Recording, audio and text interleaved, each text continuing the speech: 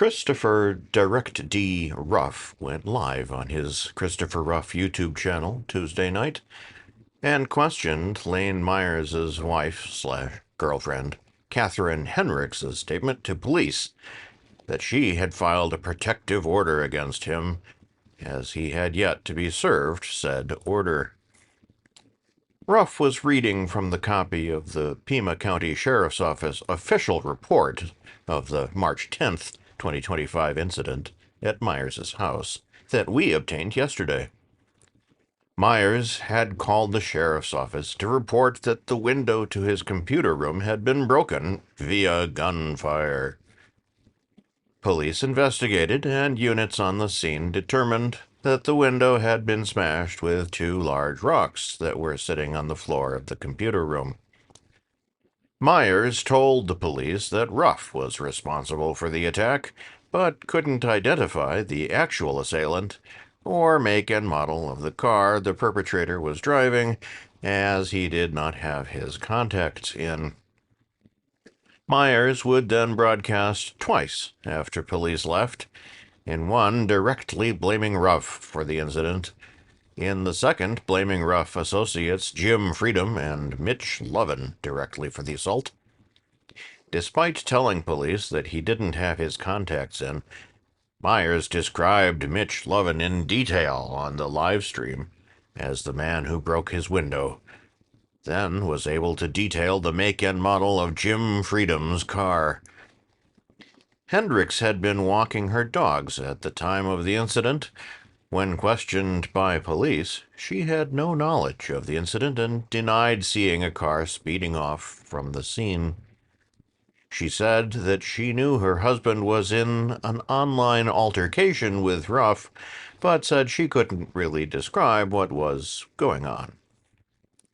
In the 3 days that followed the incident, she contacted police 3 times, and her story changed significantly. Now she was sure that Ruff was responsible for the attack, as he had called her out on a post on his YouTube community page and had been harassing her. After initially saying that she had no idea where Ruff lived, other than he lived somewhere in northern Arizona, she asked police if she could take out a protective order against him. The next day, she contacted the police again to say that she had indeed been granted a protective order against Ruff. Henrichs did not provide the police with a copy or details of the protective order in her statement. Ruff stated that the only protective order that Henrichs could have obtained would have been a temporary one, which would have expired by now.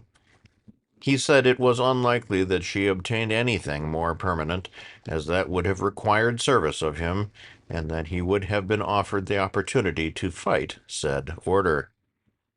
The YouTuber also said that he found it ironic Myers is currently sitting in jail for allegedly stalking and harassing Shannon Walker, a public employee of a university in Arizona.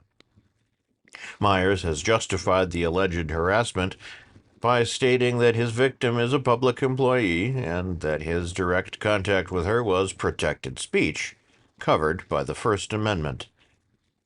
Hendricks currently works for a nonprofit funded by the government. She has had no direct contact with Ruff, but according to Myers, Ruff's speech was harassment, and he should be prosecuted for it. Our own cursory search of records of Hendricks's alleged protective order turned up nothing on Tuesday. As protective orders are civil matters, but filed with the Arizona Supreme Judicial Court and are public records, we will be following up on the alleged protective order. Ruff also promised to follow up, stating that he would be obtaining the phone calls Hendricks made to police, along with body cam footage from the scene. He vowed to fight any protective order Hendricks may take out against him in the future, and mocked Myers for his double standards.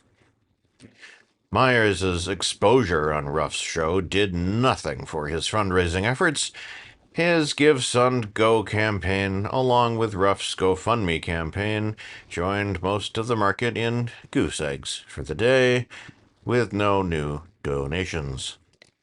Frequent Ruff critic Clash with Bow won the day with a $200 donation to his GoFundMe campaign, extending his string of wins into a second week.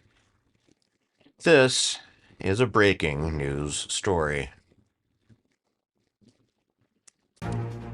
We need your help.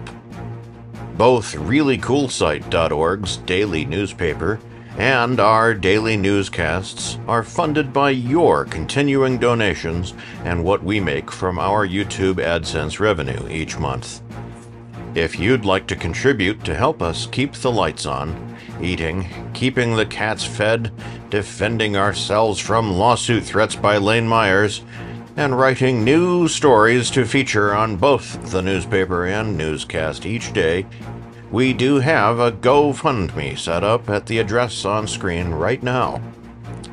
If you can't afford to contribute, please watch our videos from beginning to end, like, share, subscribe, and comment.